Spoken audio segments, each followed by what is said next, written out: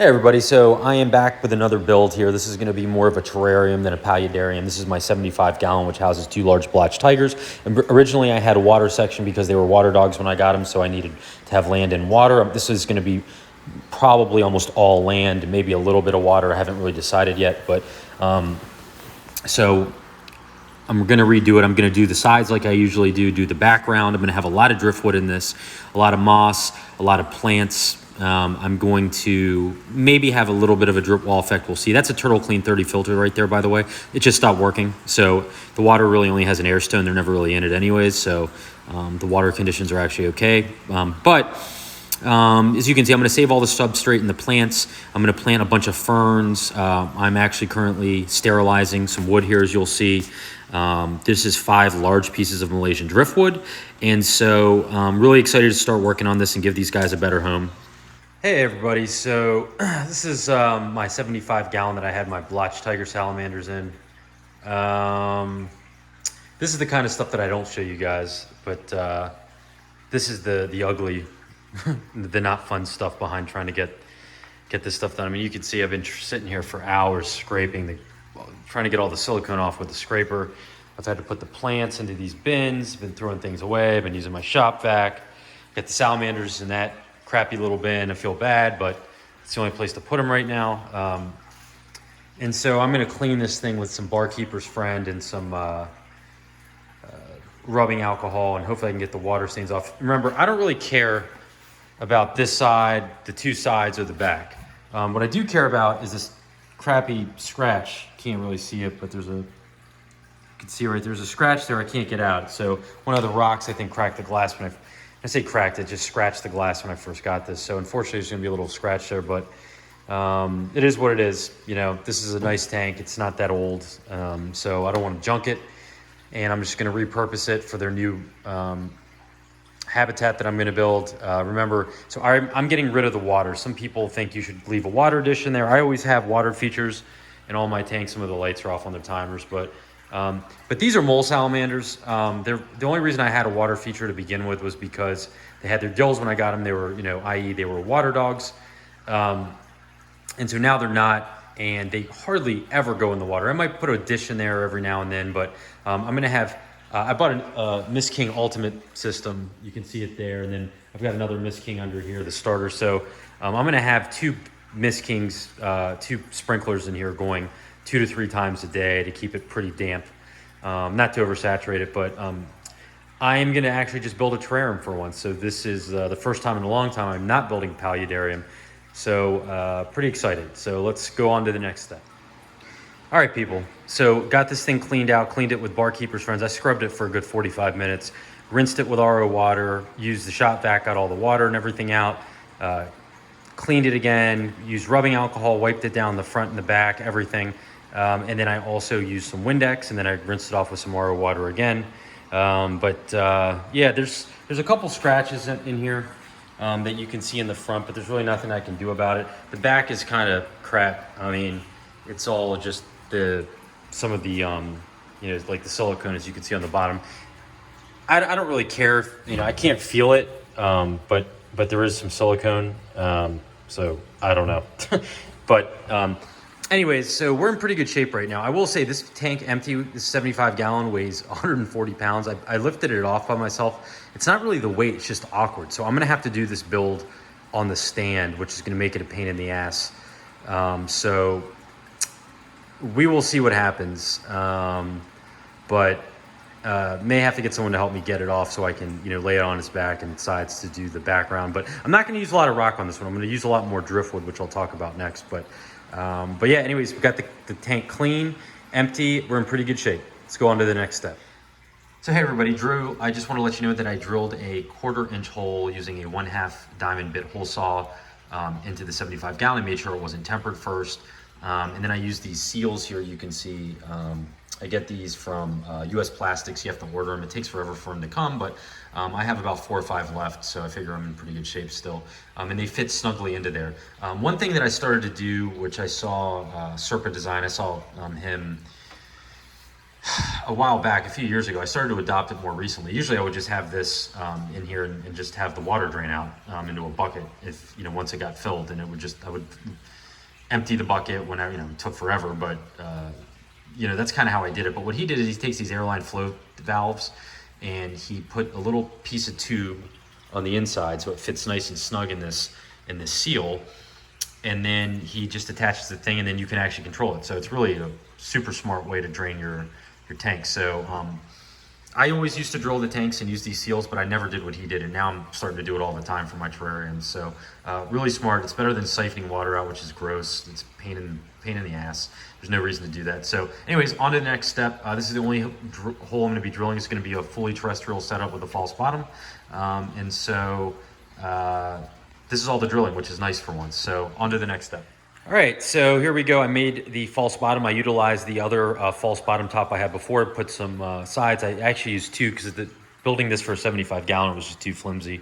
So I measured it out. There is about 3/4 of an inch of space between the glass and this. I'm going to try to use some gravel to cover it up. You're not going to see it on the sides, and well, put gravel all around it, but I just really don't want to hopefully see this. But unfortunately, the way that where you have to drill the hole to drain the water, you know, on the other back end here, I'll show you like before, I'm pretty close to this plastic piece, and I didn't want to get too close to the corner at the bottom and crack the glass. You got to really be careful about that. So that's why the false bottom is where is as high as it is. So it's 2.5 inches. Doesn't seem like a lot, but as you can see when you're looking at it from the front, you know, you see it. So the hope here is to fill in gravel all around so you don't see it, and it'll look a little bit better. But it is what it is, you know. Part of it has to be functional, and you know, a lot of it can be aesthetic, but you know, the whole point of this is to have the right husbandry for the salamanders and the animals that you're going to have in your enclosures. So you know, I wanted to give it a decent depth for the false bottom to accumulate water and create humidity for the plants and kind of keep everything in balance. So hopefully we won't be able to see it. Now on to the next step. All right, so between the false bottom and now, all I did was I cut 3 pieces of 8-crate light diffuser to match the sides and the back and siliconed it in. I used GE silicone 1, it's right there. So pretty good shape. Just letting it dry. It doesn't take long for the stuff to dry at all. Within an hour, it should be pretty much stuck on there.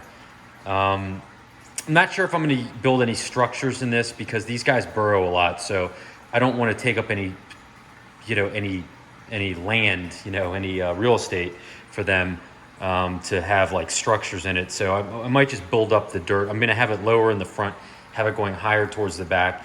And for this background, what I'm going to do is I'm going to use a lot of driftwood, maybe a few small rocks, but not a lot. And I'm going to do a different method I've seen some people using. I've seen the guy, there's a guy on YouTube also who does a lot of like dart frog enclosures and things, and he's really talented with it, but he does a really unique background. I mean, he uses spray foam, but it's not that he uses spray foam, but he uses dry lock and he uses some paint. So I'm going to try that and see how it turns out.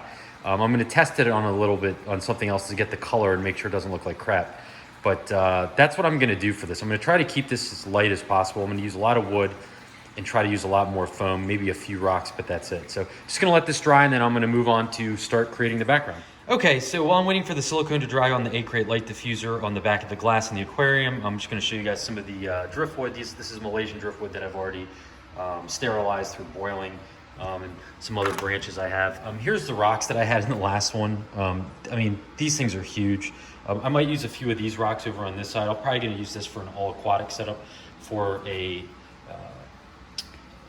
fully aquatic amphibian as my next build, but I'm going to probably use some of those rocks there. They're not too big.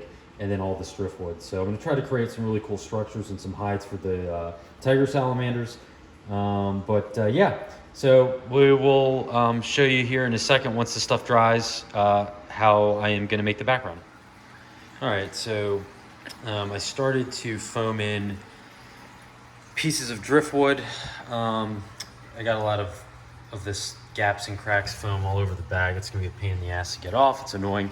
I swore I would never use this stuff again, but because I need to paint this stuff this time, It doesn't, the black pond and stone, which I have a ton of and is 3 times as expensive as the gaps and cracks. I think it's definitely better, but the color, I tested it, the color didn't show up that much because it's black already, so it's really difficult to change a different color. It's just really dark, even when I put pure brown on it.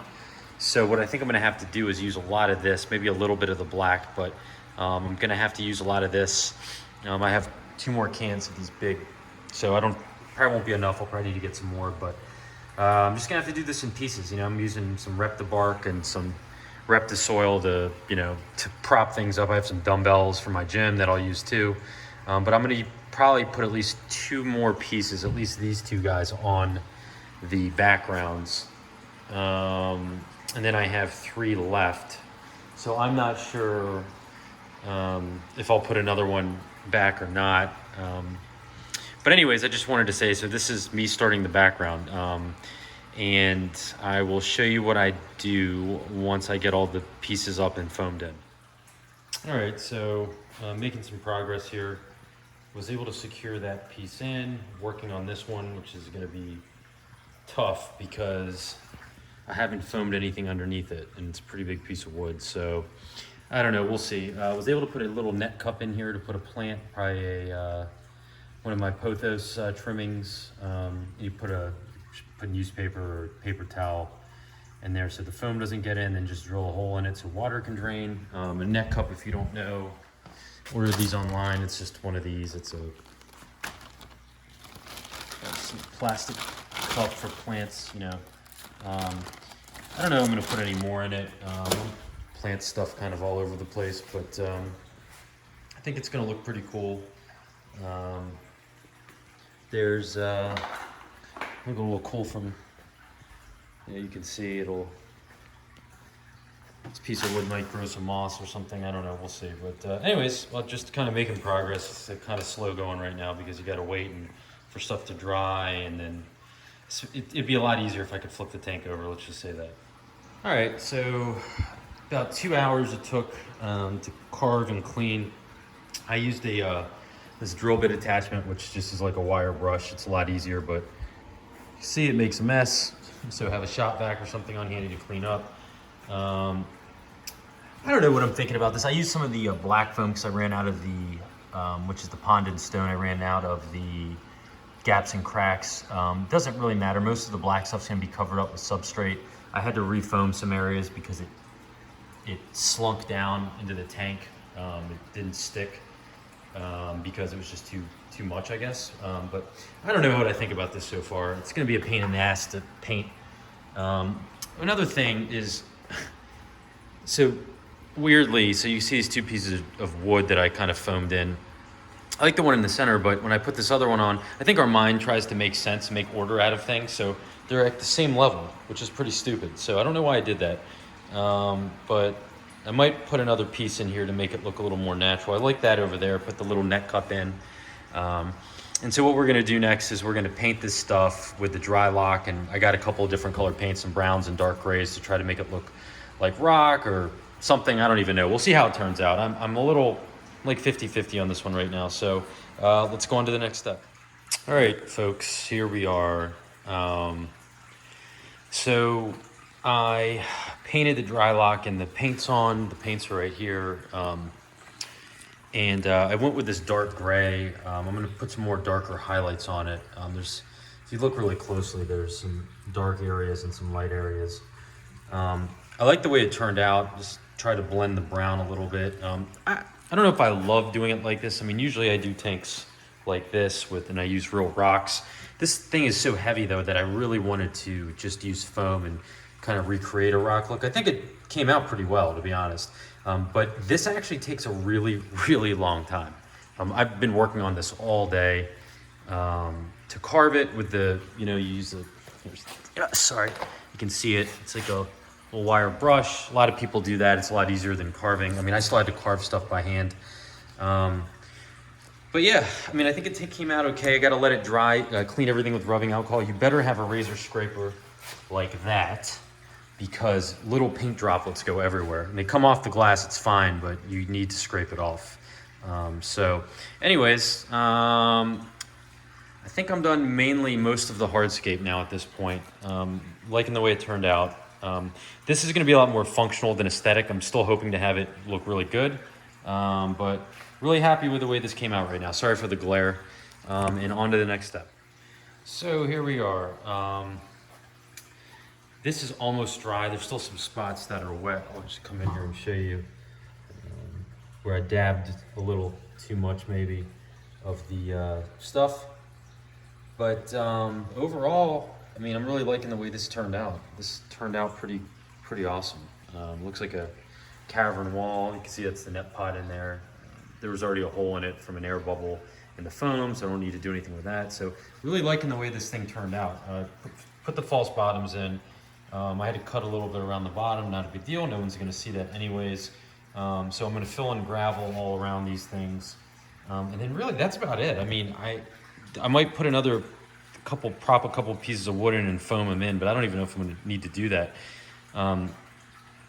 This turned out a lot better than I thought. So making a terrarium is a lot easier than a paludarium. The only thing I will say is that cleaning up the foam, confetti is all I could call it, is a pain in the ass. And then the dry lock is just taking forever with the paint to dry. So mostly dry, but I've been waiting about 4 hours already. So pretty good. Maybe call it a day and then pick this up tomorrow with the planting. But pretty happy with the way this is turning out. So let's start to plant it next. Okay, real quick. So I am going to replant everything, put the same substrate back in, and also plant a couple ferns, some creeping fig, and some new moss. So I will show you what it looks like when we're done. And here is some of that moss, really green moss. So let's check it out.